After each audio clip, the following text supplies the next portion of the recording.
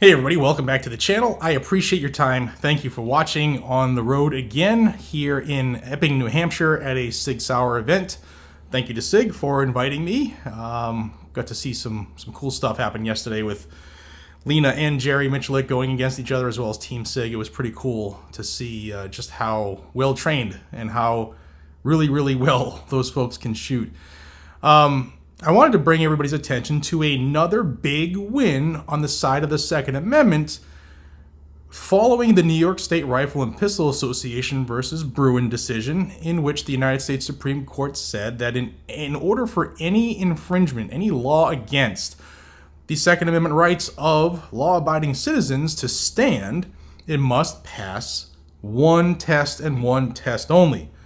It must be either in the text of the Second Amendment, which most gun laws don't follow the Second Amendment anyway, and two, if it's not written in the text of the Second Amendment, it must follow the history and tradition of this country at the time the Second Amendment was adopted in 1791.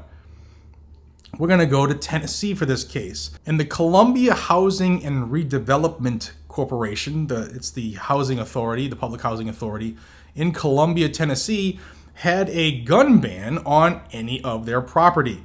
Well, yesterday, a 3-judge panel in the Tennessee Appeals Court came out and said that, you know what, according to what we're supposed to do as far as making a decision on an potential infringement on the Second Amendment, by following the Bruin decision, we have ruled that this gun ban is unconstitutional and it violates the Second Amendment based on Bruin. I'm going to give you some quotes from the judge writing this decision for the panel, and it's Judge Frank Clement Jr.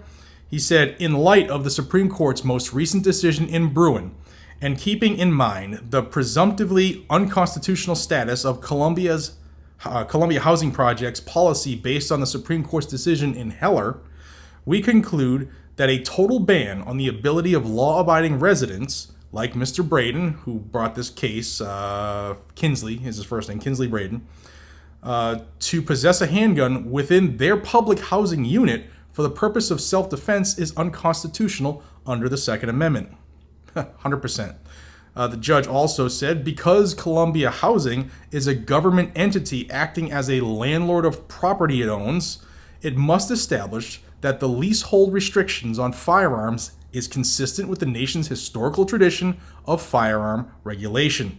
Now, this case was remanded back to the lower court, and that case will go forward following the recommendations of this court.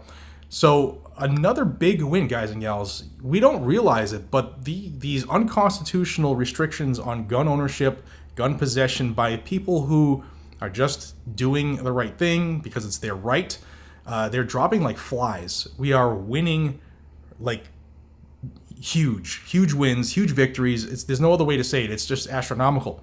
Now, we'd all love to see it happen more and more and faster. But we're winning, and it's really aggravating the anti-gun crew. It really is. I want to give a big shout out to the Second Amendment Foundation. They were a big part in supporting this lawsuit and fighting, and I'm a life member of the Second Amendment Foundation. I always tell you all to support those who support you. They cannot do this without the funding of their members, and the membership is the lifeblood of any group. So with that, keep that in mind if you can. I know it's a tough time. We're coming up to the holidays and people are keeping less money out of their paychecks because of inflation. But if you can squirrel away a couple bucks every month and send them 25, 30, 40 bucks as a donation, those go a long way. When a lot of people donate small amounts, it adds up to a big amount. So good on the Second Amendment Foundation. Good on Clarence Thomas in his decision, which has started to right the ship. And one thing I will say as well is there is a big movement by the anti-gunners, obviously, if you're on this channel, you're well aware of it, to strip America of their right to defend themselves. I hate to use the analogy of tools in a toolbox, so I'll try not to, but we all have the same amount of rights. We might not all use those rights. For instance, you might not use your right, your freedom to the press. You might not utilize your right to assembly. But does that mean that you should push for the deleting of those rights? Of course not. Many people won't go to places where legislators gather to, to confront the government, to redress grievances, right? But does that mean we should take that right away? No, not at all. Well, if you're not a pro-gun person and you don't see the value of being your own first responder because you need to act immediately instead of waiting for police to get there, just because you choose to do that doesn't mean you should try to take away our rights to do that. And I think that's a big message we need to get across when talking to people on the other side of the gun control debate. It's a big issue. And if we can learn to talk to folks and make them realize this is a tool and it's usually used for more good than bad, we can start to sway this conversation and sway voters, which is a big part of what we're going to need to do. Guys and gals, thank you so much for your time. I appreciate each and every single one of you. If you're at the SIG event today, come say hi if you see me. And I look forward to hanging with y'all on the next video. And don't forget, be safe, stay vigilant, and carry a gun to keep you, your friends, your family, your community safe. So that's what the Second Amendment was for, and that's what it will remain for. Take care, y'all.